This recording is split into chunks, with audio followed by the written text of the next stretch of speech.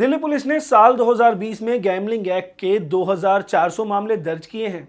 पिछले साल दिल्ली पुलिस ने 6000 से ज्यादा लोगों को छापेमारी के दौरान गिरफ्तार किया है और इसी छापेमारी के दौरान करीब 2.5 करोड़ रुपए दिल्ली पुलिस ने बरामद भी किए हैं। अपने इस वीडियो में हम इन तमाम फैक्ट्स पर तो नजर डालेंगे ही, साथ ही साथ ये भी जानेंगे कि हमारे देश में गैम्बलिंग मुख्य तौर पर किस तरीके से की जाती है, यानी कि जुआ किस तरीके से हमारे देश में ज्यादातर खेला जाता है और गैम्बलिंग एक्ट के तहत कितने समय की सजा का प्रावधान है। तो चलिए शुरू करते हैं। हमारे देश में गैम्बलिंग यानी कि जुआ मुख्य तौर पर इन तरीके से खेला जाता है। प्लेइंग कार्ड्स यानी कि ताश, एनिमल फाइट्स यानी कि कई ऐसे रूरल एरियाज हैं, कई ऐसे ग्रामीण इलाके हैं जहां पर जानवरों की लड़ाई करवाई जाती है और उस पर सट्टा लगाया जाता है। इसी तरीके से horse race, lottery, cricket, wrestling यानी कि कुश्ती, कसीनो या फिर ऑनलाइन। अवैध गैम्बलिंग यानी कि जुए को काबू करने के लिए बाकायदा एक एक्ट बनाया गया 1867 में, जिसको कहा जाता है पब्लिक गैम्बलिंग एक्ट।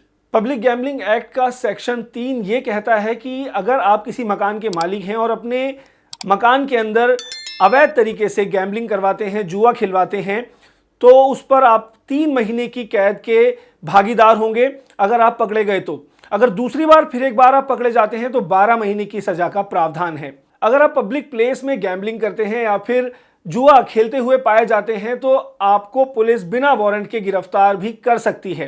अब ऐसे कुछ केसेस के बारे में हम आपको बता देते हैं जो दिल्ली पुलिस ने साल 2020 में दर्ज किए और इस दौरान कुछ लोगों को गिरफ्तार भी किया गया। दिल्ली पुलिस को यह जानकारी मिल रही थी कि दिल्ली के अंदर कई जगहों पर अवैध तरीके से कसीनो चलाए जा रहे हैं और इसके बाद दिल्ली पुलिस ने कई जगहों पर रेड्स कंडक्ट की। दिल्ली के वसंत कुंज इलाके में रेड कंडक्ट की गई, साथ ही साथ मॉडल टाउन इलाके में, तिलक नगर इलाके में और इसी तरीके से दूसरे इलाकों के अंदर भी दिल्ली पुलिस ने रेड कंडक्ट की। वसंत कुंज इलाके में जब दिल्ली पुलिस ने रेड की तो वहां से करीब 100 लोगों को गिरफ्तार किया गया।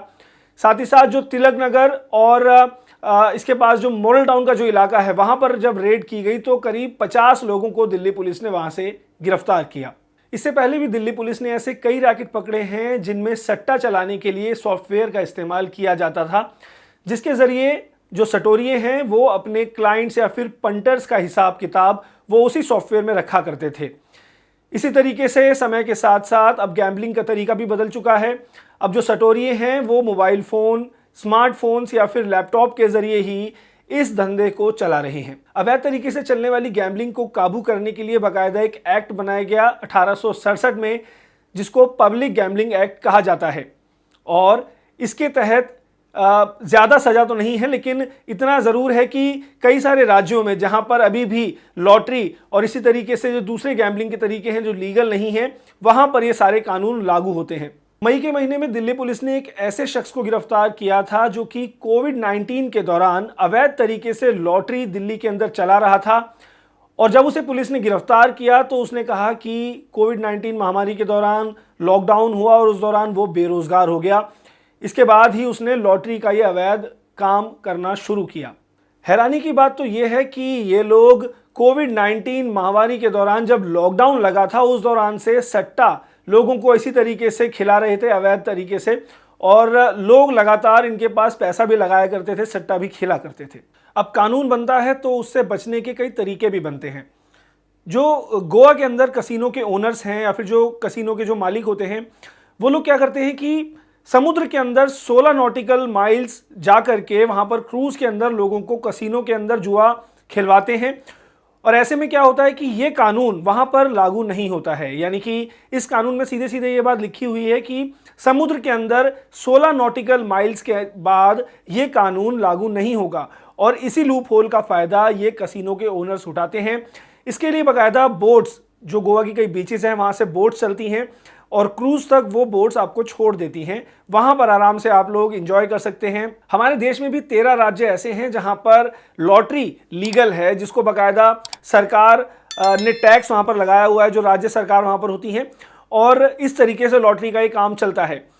इसका ये मतलब नहीं है कि दिल्ली का कोई शख्स या फिर ऐसे कोई राज्य का शख्स जहां पर लॉटरी लीगल नहीं है वहां का शख्स लॉटरी नहीं खरीद सकता, उन राज्यों में जाकर के लॉटरी नहीं खेल सकता। बिल्कुल आप लॉटरी खरीद सकते हैं, लॉटरी खेल सकते हैं और उसके बाद जो भी अमाउंट आपको मिलेगा लॉटरी जीतने के बाद टैक्स कटने के बाद ही आपको मिलेगा और वो टैक्स राज्य की सरकार को ही जाएगा। कुछ ऐसे राज्य भी हैं जहां पर लॉटरी लीगल है। इन राज्यों के बारे में जान लेते हैं। 13 राज्य ऐसे हैं जहां लॉटरी लीगल है। केरल, गोवा, मध्य प्रदेश, महाराष्ट्र, पंजाब, पश्चिम बंगाल, असम, अरुणाचल प्रदेश, मेघालय, मणिपुर, सिक्किम, नागालैंड और मिजोरम। देखिए, गैम्बलिंग की जो शिकायतें हैं पर्टिकुलरली जो जहाँ पर जे क्लस्टर्स हैं वहाँ पर काफ़ी आती हैं, और जहाँ पर हमें इस तरह की शिकायत मिलती है तो हम लोग स्ट्रिक्ट एक्शन लेते हैं। वहाँ पर जो इस तरह के लोग हैं उनके खिलाफ़ हम लोग मुकदमा दर्ज करते हैं, और फिर पूरी कोशिश होती है कि कोई इस तरह का जो लोग हैं एक ऑर्गेनाइज फॉर्म में वो बिल्कुल भी ऑपरेट ना कर पाएँ। हाँ, जो दिल्ली पब्लिक गैम्बलिंग एक्ट है ये एक बेलेबल ऑफेंस है, और इसमें 2 तरह की सज़ा का प्रावधान है। पहला तो उन लोगों के लिए जो गेमिंग करते हुए पकड़े जाते हैं, जो सट्टा खेलते हुए पकड़े जाते हैं, और दूसरा जो इस तरह के कोई गेमिंग हाउस चला रहे हों इन लोगों के लिए। तो दोनों ही केस में ये बेलेबल ऑफेंस है। अगर वहाँ पर प्रेजेंट पाए जाने पर या जो खेलते पाए जाने पर 3 महीने की सज़ा और 500 रुपये का फ़ाइन का प्रोविज़न है, और अगर गेमिंग हाउस चलाते हैं तो वहाँ पर 6 महीने की सज़ा और अप टू 1000 रुपीज़ का पनिशमेंट, फ़ाइन जो है वो उसकी सज़ा का प्रावधान है। ये जो ऑफेंस है इसकी सज़ा थोड़ी और स्ट्रिक्ट हो या और स्ट्रिंजेंट अगर कोई इसके प्रोविजंस आ जाएं तो उससे पुलिस को जो गैम्बलिंग है इसको कंट्रोल करने में डेफिनेटली मदद मिलेगी। जिस जगह पर गैम्बलिंग या फिर जुआ चल रहा है और उस जगह पर अगर आप खड़े हुए हैं तो ये भी कानून में जुर्म है। इसके लिए आपको 1 महीने की कैद हो सकती है। इसके अलावा पब्लिक प्लेस पर अगर गैम्बलिंग हो रही है और अगर आप जुआ खेलते हुए पकड़े जाते हैं तो पुलिस आपको बिना वारंट के गिरफ्तार कर सकती है, और इसके लिए 6 महीने की कैद का प्रावधान भी है। ऐसा नहीं है कि दिल्ली का कोई शख्स या फिर किसी और राज्य का जहां पर लॉटरी लीगल नहीं है वहां का कोई शख्स उन राज्यों में जाकर के लॉटरी नहीं खरीद सकता या लॉटरी नहीं खेल सकता। तो आपको बता दें कि वहां पर आप जा सकते हैं, लॉटरी का टिकट खरीद सकते हैं, और उसके बाद आपको जो भी आपको विनिंग अमाउंट वहां पर मिलेगा या फिर लॉटरी अगर आप जीत जाते हैं तो जो अमाउंट आपको मिलेगा वो भी टैक्स डिडक्शन के बाद ही लगेगा, टैक्स कटने के बाद ही वो अमाउंट आपको मिलेगा। दुनिया के ऐसे कई सारे देश हैं, यूरोप में, एशिया में भी और अमेरिका में भी, जहां पर बेटिंग या फिर ये कहें कि गैम्बलिंग लीगल है। इसको बाकायदा एक मैनेज्ड वे में चलाया जाता है, इसको तरीके से इसको चलाया जाता है, और जो विनिंग अमाउंट आपको मिलता है लॉटरी जीतने के बाद या फिर गैम्बलिंग के बाद वो बाकायदा टैक्स डिडक्शन के बाद ही मिलता है, और वो टैक्स सरकार को वहां पर सीधा सीधा जाता है। आपने देखा होगा कि जब भी आईपीएल का सीजन आता है या फिर क्रिकेट वर्ल्ड कप का सीजन आता है तो उस दौरान कई सारी जो एप्स हैं वो अचानक से एक्टिव हो जाती हैं। टीवी पर उनके विज्ञापन हमें देखने को मिलते हैं, या फिर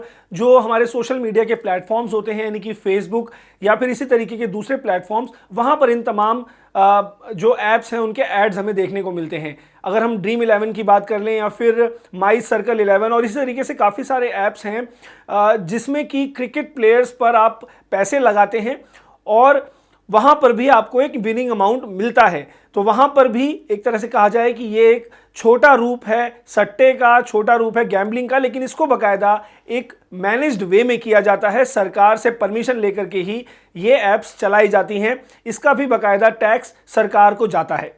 आजकल ऑनलाइन गैम्बलिंग का ट्रेंड काफ़ी ज़ोरों पर है और हमारे देश में काफ़ी लोग हैं जो कि ऑनलाइन गैम्बलिंग करते हैं। क्रिकेट पर या फिर दूसरे स्पोर्ट्स पर वो पैसा लगाते हैं और गैम्बलिंग करते हैं। तो गैम्बलिंग से जुड़ी हुई वो तमाम चीज़ें जो हमारे देश में हैं या फिर वो कानून जो हमारे देश में गैम्बलिंग पर लागू होता है, इसके बारे में हमने आपको बताने की कोशिश की। आपको ये वीडियो कैसा लगा हमें कमेंट सेक्शन में लिखकर ज़रूर बताएं। अगले वीडियो में हम एक नए सब्जेक्ट के साथ आपके सामने फिर हाजिर होंगे।